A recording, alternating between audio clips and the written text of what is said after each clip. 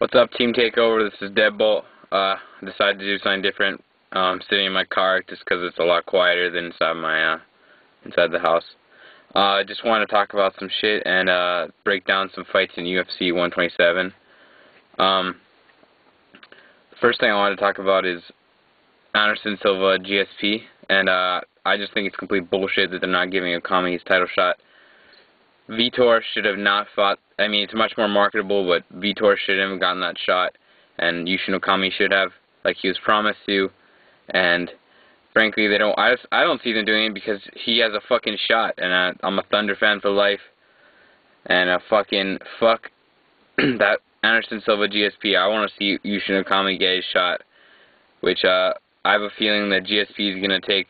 That they're gonna defeat the greatest fighter in the world, and then we're not going to get to see that Okami GSP or Okami Anderson Silva fight, which I want. So next to this card coming up in Australia, I think it's on February 23rd. There's a couple interesting fights on the card. I'm just going to go on as far as the unaired prelims. We got Mark Hunt. He's getting his second chance, and I really think this is a do or die for him. And he's facing fucking faggot Chris.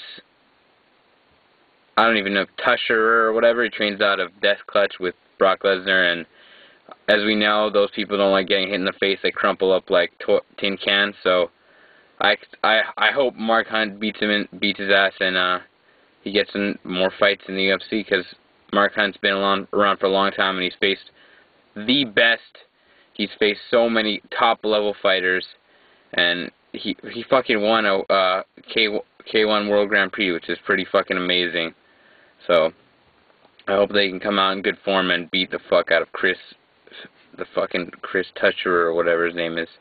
The other interesting fight on the card is we got Nick Ring fighting Ricky Fukuda, who's the deep middleweight champion, and I really hope we see Ricky Fukuda beat up on Nick Ring, and keep someone coming over from Japan does well, because it was real disappointing after both Omigawa and Kid did really shitty in their fights. I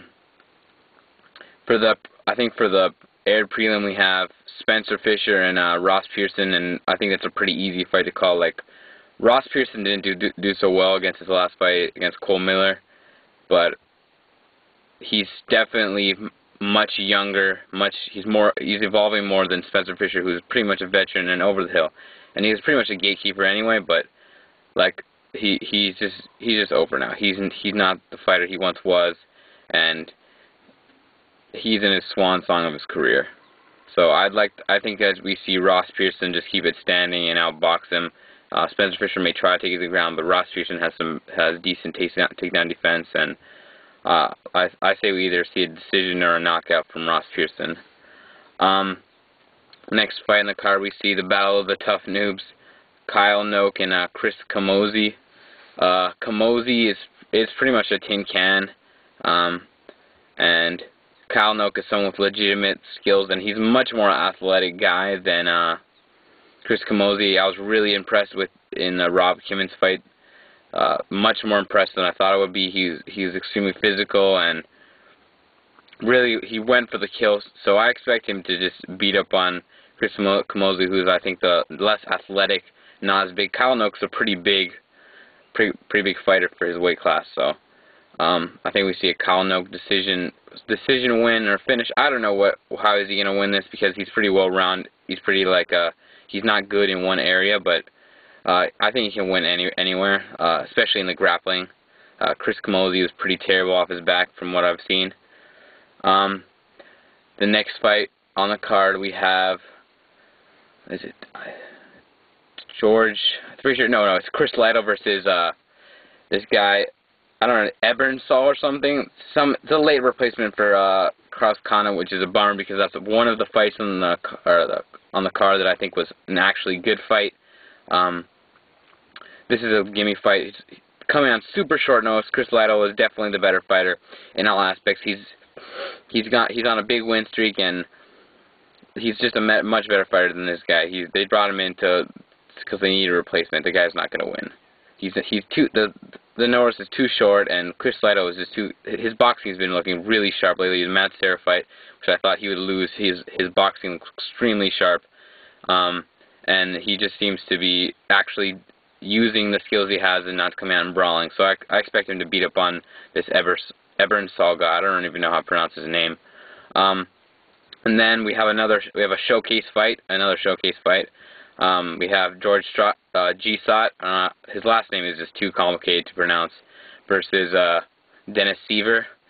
They're fucking billing Dennis Seaver as the most dangerous kickboxer in the lightweight division, which I think is completely retarded. The guy's got a good spinning back kick, but he's nothing special.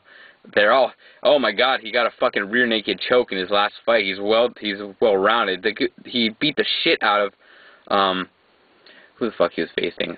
Was it Paul? I don't remember. Some lightweight can, and he just beat. It was like he hurt him super bad, and he just locked in that rear naked choke, and they made it seem like he's the greatest fighter ever. This is really a showcase fight for Dennis Seaver or Gsot, I mean, and I expect him to move on to better things and eventually get a title shot because he's a legit fighter. He's very good on the ground. His stand-up is okay. He starts a little bit slow, which I think is a little bit of a worry. He did against Joe Lozon, which is a little bit worried, but I expect to see him. We see him beat the shit out of Dennis Seaver in this fight and really just do it for the crowd. In the co-main event,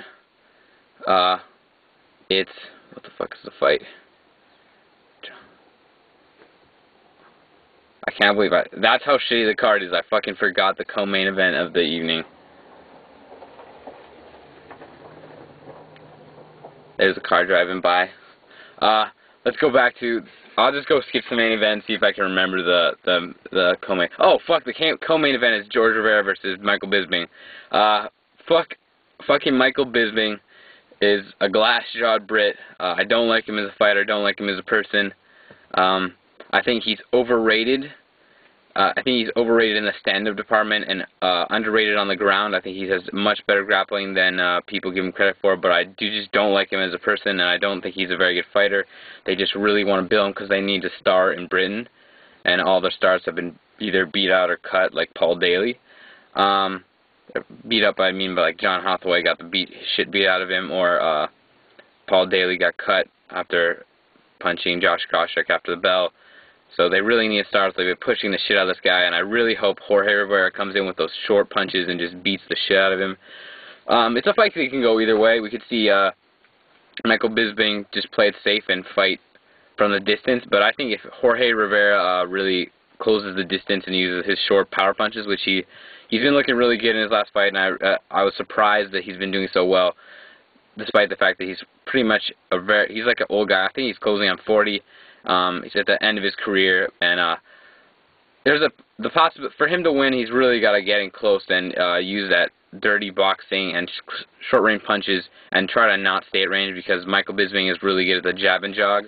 And I don't think Jorge Rivera is going to get finished by Michael Bisping, because Bisping's got pretty much pillow hands, and I just don't like him as a fighter, and we'll see. It could go either way. We could see him get knocked out, or we could see him win the decision over Jorge Rivera. In the main event, we have a fight. On paper, it looks really boring because of John Fitch, but we'll see. It could be very interesting. It could go. I'm not going to actually make a pick for this fight because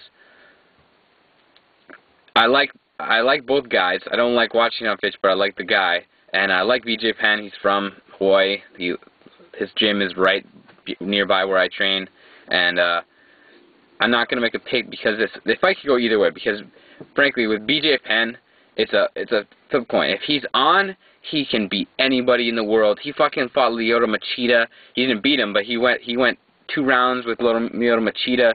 He's a fucking beast. We saw in his last fight, he beat the shit out of Matt Hughes and really fast. I mean, Matt Hughes is not the fighter he used to be, but when BJ Penn is on, and he's focused and he's ready and he's not bored, he can win fights, and he can win in an impressive fashion. But if he doesn't show up, focused and ready to fight, we could see John Fitch do what he does to every single other people besides GSP has ever faced, which is take them down and lay on them for 3 rounds and get that decision. And that's a very big possibility, just because John Fitch is the bigger guy. He's a really huge welterweight. He's got all the physical attributes as bigger. He has advantage in the wrestling. We saw BJ Penn can get taken down by welterweights. We saw that with GSP in his fights. And while John Fitch has some very strong wrestling, and we could see that. So it could go either way. It's really a toss-up fight, a pick-em fight. It's all depending on BJ Penn's mental game. And I could see him either knocking Fitch out or staying on the outside and use his boxing to keep range and just punishing Fitch like he did with Diego Sanchez when Diego Sanchez tried to get close, or Kenny Florian when he tried to get close. Whenever people are trying to go for, he's really, apart from the Frankie Edgar fights we've seen, he has a really good takedown defense, and if he keeps range and uses boxing, he can really beat the shit out of people that are trying to close the distance with him. So that fight is really toss-em. We'll see how BJ Penn shows up to fight, and I'm pulling for BJ to win because I'm a BJ Penn fan. And apart from that, just want to give a shout-out to everyone at Team Takeover. Shout-out to Sean. I just watched your comedy. Actually, it was pretty funny, even though you said you sucked dick. I enjoyed it. Shout-out to Gumby making other vlogs. Shout-out to RCV and all the stuff he's been doing. I just listened to your Knockout podcast with Bloodstained Lane, which was pretty bomber. And shout-out to everyone else on Team Takeover, Sambo Kid, J-Ride, Fletch, Stu, everybody. Enjoy the fights. We get to see, soon we're going to get to see another Strikeforce heavyweight. I'm just waiting for the next round. This one was so good, I'm just waiting for that next Strikeforce heavyweight Grand Prix, and we get to see a decent UFC card.